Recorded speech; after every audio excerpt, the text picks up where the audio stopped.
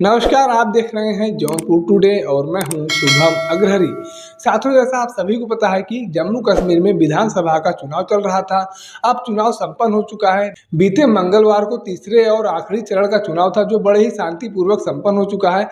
आपको बता दें कि जम्मू कश्मीर में 2014 के बाद अब पहली बार, यानी कि पूरे 10 सालों के बाद अब विधानसभा का चुनाव हुआ था। 2014 का कार्यकाल 2019 में खत्म हो चुका था, लेकिन 2019 में विधानसभा का चुनाव नहीं हुआ था, क्योंकि केंद्र सरकार ने जम्मू कश्मीर को अपने अंडर में ले लिया था। और केंद्र सरकार ने अपने अंडर में लेने के बाद वहां से धारा 370 हटाने का एक ऐतिहासिक कार्य किया था, जिसके बाद वहां पर कोई चुनाव नहीं हुआ। और यह माना जा रहा था कि 2022 में विधानसभा का चुनाव होगा, लेकिन कुछ कारणों के कारण वहां पर चुनाव नहीं हो पाया। और अब आकर 2024 में विधानसभा का चुनाव हुआ है। और अब चुनाव संपन्न हो जाने के बाद राजनीतिक पंडितों के द्वारा यह कयास लगाए जा रहे हैं, यह आकलन किए जा रहे हैं कि आज़ादी के बाद पहली बार जम्मू कश्मीर में कोई हिंदू मुख्यमंत्री हो सकता है। जी हाँ, यह कयास लगाए जा रहे हैं कि जम्मू कश्मीर में इस बार जो मुख्यमंत्री बनेगा वह हिंदू होगा, क्योंकि जम्मू कश्मीर में इस बार विधानसभा चुनाव में जिस हिसाब से वोटिंग हुई है, वह वोटिंग इसी ओर इशारा कर रही है।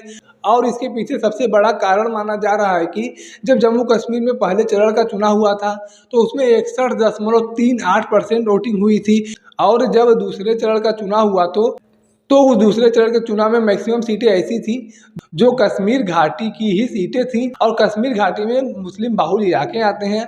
और यहाँ पर वोटिंग परसेंटेज की बात किया जाए तो दूसरे चरण में 57.31% वोटिंग हुआ था।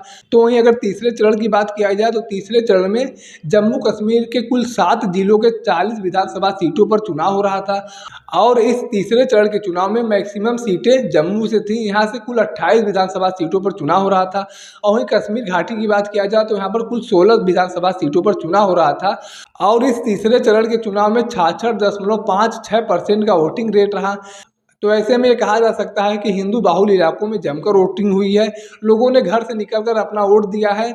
और ये वोटिंग परसेंटेज ही इस ओर इशारा कर रही है कि आने वाला मुख्यमंत्री जम्मू कश्मीर का कोई हिंदू होगा। और इसके पीछे एक बड़ा कारण ये भी है कि जम्मू कश्मीर में जब तीसरे चरण का चुनाव हो रहा था, तो जम्मू के कुल 28 सीटों पर चुनाव हो रहा था।